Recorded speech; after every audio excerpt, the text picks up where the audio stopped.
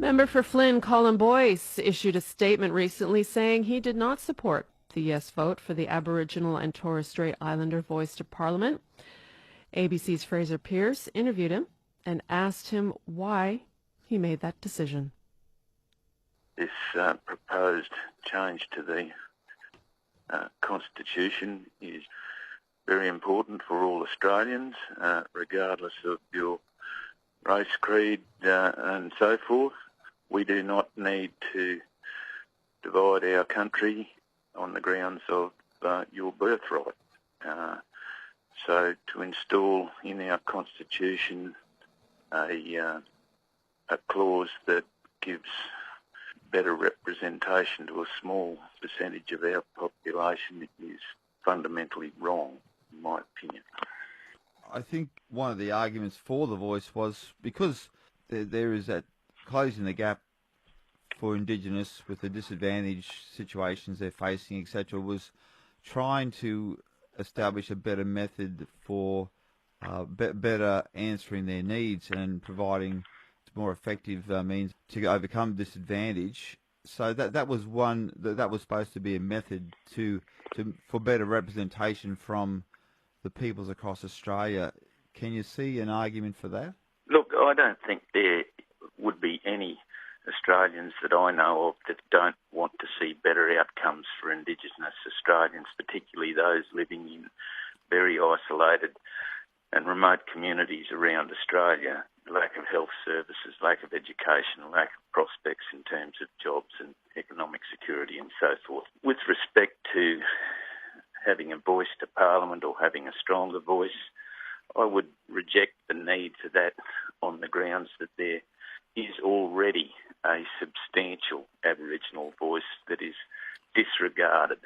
And already we know what the problems are, so why aren't we addressing those problems?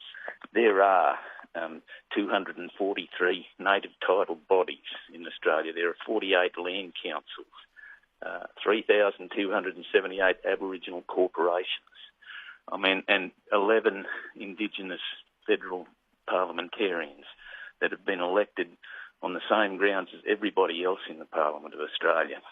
To argue that they do not have a voice is a mistruth. For me, what we need to do is put an audit through all of the monies and so forth that are spent by the Australian taxpayer to try and deal with this Aboriginal social issue and see where the money is getting spent. None of it seems to be solving any problems. So I would suggest we scrutinise why and how we are delivering our services to these remote, isolated communities to try and close the gap, as they say. Yeah, you think that would be a better method of trying to close the gap and be a more effective way of spending that money, rather than having this advisory voice to come into Parliament to make recommendations. And from what I'm led to believe, would largely be Parliament would still have to make those decisions based on those recommendations. They don't have to accept the recommendations. So people are saying there's nothing to fear from the voice in that respect. Look, that's a matter of great debate and great conjecture as to the makeup of the voice to Parliament, its terms and conditions, and how it will actually operate.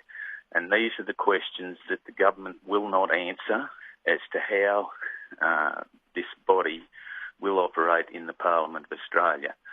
And that is a piece of information that is absolutely critical for all Australians to assess the question as to changing the Constitution.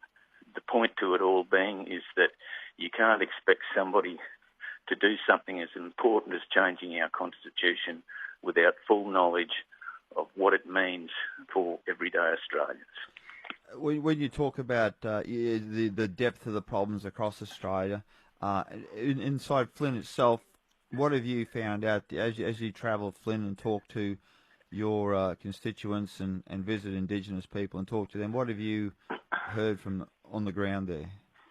Well, the vast majority of people are, against the proposal. We have done a survey of the electorate. That survey has come back at 63% supporting the no case, 14% unsure, and 23% supporting the yes case. So given that, there is an overwhelming majority amongst the people who responded to our survey, some several thousand I might add, that support the no case. The Aboriginal communities that I've engaged with, again, have indicated that they do not support the yes argument in respect to the voice to Parliament.